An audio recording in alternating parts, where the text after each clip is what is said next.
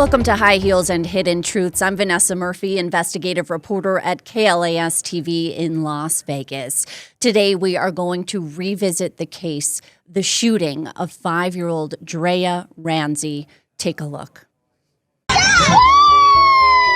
You read a case and you hear that a child's spine's been severed, it kind of makes you stop reading for a second because those are life-changing injuries. Who is that? This is Draya Ransey before a tragedy left her in a wheelchair. You gonna put it in the box? The now 6-year-old child paralyzed after a bullet flew through a wall of her family's West Valley home last November. An apartment full of children, and he's aiming that firearm into an apartment he knows another family lives. He's not the victim. My baby is the victim. So I began reporting on this in early 2024. This was after the shooting. My first report personally was at the shooter's sentencing. It was emotional. Let's play that report. Who is that? This is Draya Ransey before a tragedy left her in a wheelchair. You gonna put it in the box? The now 6-year-old child paralyzed after a bullet flew through a wall of her family's West Valley home last November. To hear the doctor say your baby may never walk again when she used to run and dance. The fact that she's on a ventilator. Draya's mother, father, and grandmother speaking virtually at the sentencing of the man who fired the gun from a neighboring apartment while Draya and her 3 siblings were there. I beat myself up because my baby should not be laid in that bed. The fact that she can't dance with me like she used to. The fact that she can't run to me and give me hugs when I come home from work. Arian Willoughby still claiming the shooting was an accident. I will ask the family first to please forgive me. Prosecutor Dina Renetti pointing out while Draya's family initially didn't know why she was laying in a pool of blood in the bathroom, Willoughby didn't reveal what happened. Police never found the gun after it appears he removed it from the scene, and there's video. An apartment full of children, and he's aiming that firearm into an apartment he knows another family lives. Willoughby shouldn't have been near a gun in the first place. He's a convicted felon with a past including armed robbery, child abuse, and more. You can't keep hurting people. You can't just put a Band-Aid on it. She's a singer, she's a dancer, she loved the Lord. Judge Jennifer Schwartz sentencing Willoughby to 4 to 11 years in prison, the maximum for the 2 felonies in his guilty plea. He's not the victim. My baby is the victim. So you can see that was certainly emotional. When we cover these sentencings, oftentimes that news report airs the same day in a broadcast. That is what that was. Now, oftentimes we hear from viewers feeling like a sentence like that one might be low. You have to factor in that he did plead guilty, and also there was more to this case. You'll hear how the prosecutor mentions the weapon or police not finding a weapon. But we really try to condense what happened in that courtroom. So again, that is a typical news report. But I want to take you back into the courtroom so you can hear more about what unfolded there. There's some cases when you get them and you start to read the arrest report and you just start to shake your head. And you think of the senselessness of what happens in some of these crimes. And this is, in fact, one of those. At the end of the day, it's the defendant's criminal actions that have led a 5-year-old child to be paralyzed. She has incomplete quadriplegic as a result of his actions. I'm not going to go into the devastating consequences of this crime because I think the family will speak volumes. And I told the family that I just can't do a good enough job. I just really can't. All I can say is the grace in which they have dealt with this is unbelievable. The strength of this family to rally around this child and move their entire lives to another state in order to assist in her medical treatment. They have a long road ahead of them. And so hopefully the court got my video, the CD that the state provided to the court. Yes. I don't, yes. And the reason I wanted the court to review that is in light of what I'm about to argue. And first and foremost, you see in that video surveillance, the defendant extend his arm. We don't see what's in his hand, but you see that his arm is outstretched as if to shoot. And he shoots, and you can hear that gunshot go off. An apartment full of children, and he's aiming that firearm into an apartment he knows another family lives. He's lived at that apartment complex for several months. In his voluntary statement, he explains that he knew that there was a family there. The family, they didn't really know each other very well, but they knew each other in passing. So when he fired that firearm, it went through that wall, it hit a child who was sitting on the toilet. And then you see something. What is kind of difficult in this particular case is we don't have the firearm to say, because a firearm doesn't shoot unless someone pulls the trigger. But we don't have that firearm. And if you saw in the video surveillance, the defendant takes a backpack. We don't know what he puts in it, but the state believes he put that firearm in that backpack. And he gives that backpack to one of the children that is in his apartment. And then they leave that apartment with that firearm. And so we never recovered it. We did search warrants for both the location at the residence as well as his mother's residence. The submitting detective is in court here today because this case has had a ripple effect, not only for the family, but also for law enforcement. Just the senseless nature of this particular case. Can you like say first? I would like to apologize for my actions. That day was an accident, and I never intended for that to happen. I did not know that firearm was loaded, and I did not intentionally try to shoot that little girl, or to shoot the firearm at all. I found the firearm when I was doing laundry, and when I grabbed it, the firearm went off.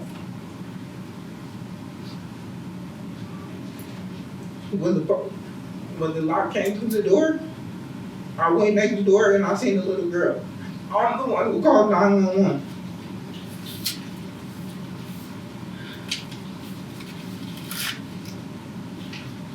You know, I just would like to ask the court, I will ask the family first to please forgive me for the trauma that I put them through because it was not intentional. And I would like to apologize for my actions. That's all I have to say.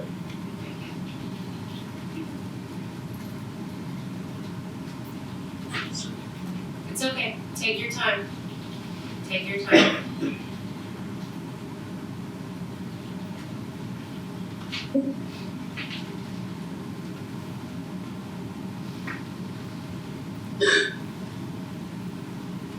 This has been so hard.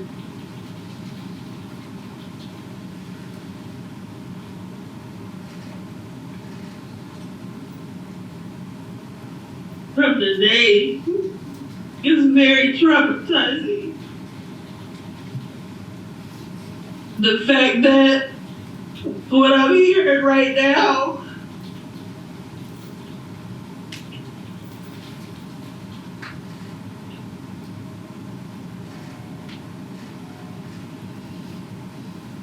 it has been really hard. And the fact that from the day of, just everything, my baby did not deserve this. And for somebody to look at me in my eyes and act like they didn't know what happened and walked away and have some nerve to come here today and say what they just said is disturbing. We have been going through this for 5 months. The separation of my family, being in the hospital, waking up to my baby, saying no, stop. On her birthday, telling me that she almost died, that she was laid in blood, and she's only 6. So you heard from Draya's mom, Portia Ransey, right there. You also heard from Arian Willoughby, the defendant himself, as well as the prosecutor, Dina Ranetti. I think what really stands out about this situation, it was 100% avoidable. You have a family inside their apartment here in Las Vegas, minding their business. You have Draya on the toilet, and the neighbor somehow fires the shot.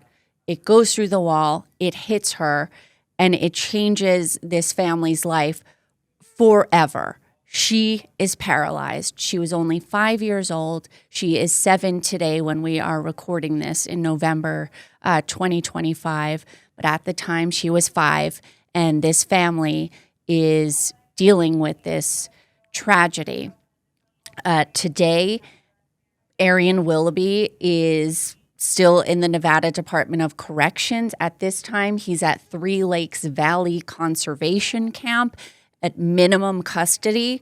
What does that mean? He appears to be staying out of trouble in prison, but he is serving his sentence, again, in the Nevada Department of Corrections. You could look at this several ways. That did he seem remorseful? He took the plea deal. He is serving his time. You can also look at it.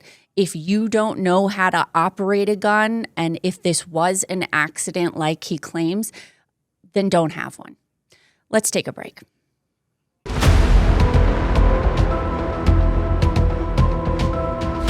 Welcome back to High Heels and Hidden Truths. I'm Vanessa Murphy. We are revisiting the shooting of 5-year-old Draya Ransey here in Las Vegas. We just took you inside the courtroom to the sentencing of the shooter. And in covering that, we learned that Draya and her family needed help. They needed resources. Their lives were forever changed. Draya is paralyzed. She needs medical care.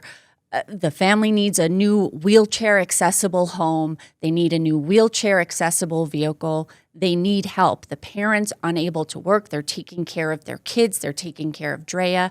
So again, we learned this, and prosecutor Dina Ranetti wanted to help. The detectives, the police involved wanted to help. They really formed a bond with this family as the family went through the tragedy. Let's take a look at our next report. Life changed for Draya Ransey in an instant. Welcome home. She returned home paralyzed after a neighbor fired a bullet through the family's apartment wall, and it struck her last November. I still blame myself to this day that I try to ask myself what could I have done better. Dad Gregory Harris and mom Portia Ransey. Like, when you have your baby, it's like you want to help them with everything. Still processing the trauma and relocating their family of 6 to Utah to get the medical care Draya needs. And with that comes financial challenges. The family has no vehicle. They rely on Uber. Draya has many medical appointments. She also needs customized medical equipment.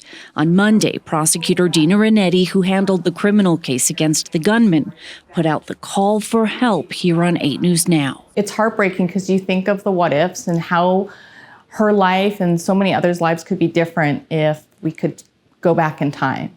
But unfortunately, we can't. And so we have to look forward. The next day, in addition to multiple cash donations from viewers, a Las Vegas family who wants to remain anonymous reached out to donate this wheelchair accessible van. This is going to be life-changing for this family. And then a call. We have some news to share with you.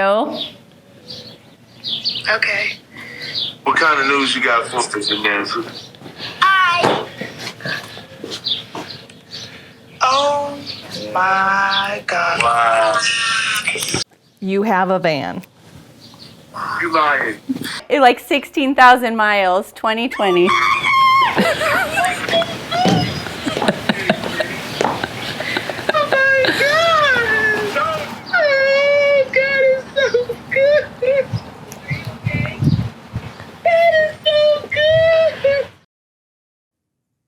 So we were happy to share that news.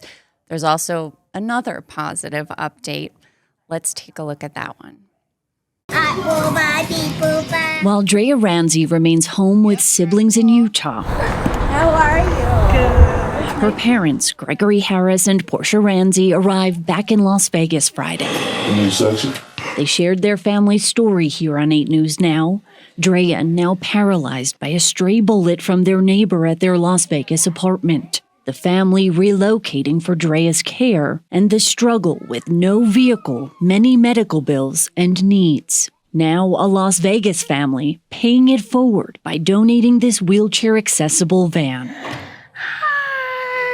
Here, they meet for the first time. Thank you so much. Thank you. Nearby, Metro Sergeant Matthew Vorse, who responded to the shooting. This one's just stuck in my heart, stuck in my brain. Together, they walk to the van. Thank you, Jesus. Riding this down. Thank you, Jesus. This is nice. Oh my gosh. It went from a nightmare to a dream. Also here to share this moment, Detective Jarrell Garrett, who investigated the shooting. And there's a shipment coming to your house. This all made possible after the family's love and resiliency touched prosecutor Dina Rinetti, who handled the case against the shooter. She put out the call for help here on 8 News Now. She and others at the district attorney's office and staff from Metro filled the van for Draya. Draya's face when she sees this. Ooh, she is going to be excited. Ready to go. This group sharing a bond, all to help Draya. She's still the same princess. She just comes with more special love, more special care. Look at that face. So a story like this is rare. We don't often get to see the bonds that perhaps a prosecutor might share with a family, a victim's family. We certainly don't always get to see the bonds between the police and the detectives who investigate and the family again. And I think, again, what really stood out about this is the family's grace as they went through this tragedy. They were so grateful for the detectives, for the police, for the prosecutor, but they were really struggling as they went through this. And to see everyone come together to help them, it was really special. Now, more on that family, the donor family who wanted to remain anonymous. They really insisted on remaining anonymous. I had offered to share who they were, but they just wanted to do this good deed. They didn't want to show off about it. So that was another special part of covering this story. Let's take a quick break.